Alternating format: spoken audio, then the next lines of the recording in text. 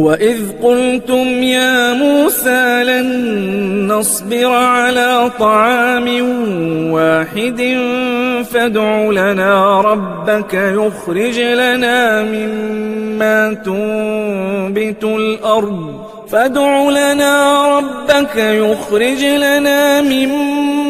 تُنبِتُ الْأَرْضُ مِن بَقْلِهَا وَقِثَّائِهَا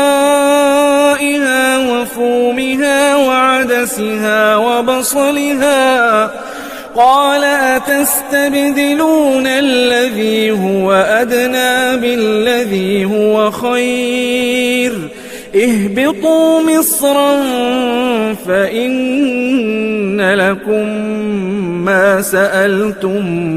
وَضُرِبَتْ عَلَيْهِمُ الذِّلَّةُ وَالْمَسْكَنَةُ وَبَاءُوا بِغَضَبٍ مِّنَ اللَّهِ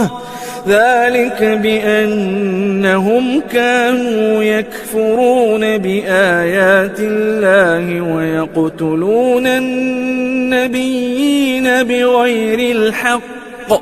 ذَلِكَ بِمَا عَصَوا وَكَانُوا يَعْتَدُونَ۔ اور جب تم نے کہا کہ موسیٰ ہم سے ایک ہی کھانے پر صبر نہیں ہو سکتا تو اپنے پروردگار سے دعا کیجئے کہ ترکاری اور ککڑی اور گیہوں اور مسور اور پیاز وغیرہ جو نباتات زمین سے اگتی ہیں ہمارے لیے پیدا کر دے۔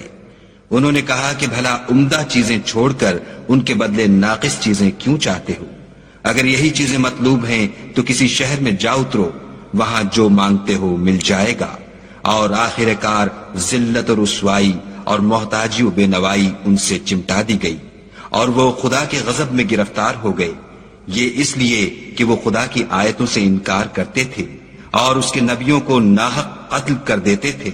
یعنی یہ اس لیے کہ نافرمانی کیے جاتے اور حد سے بڑھے جاتے تھے۔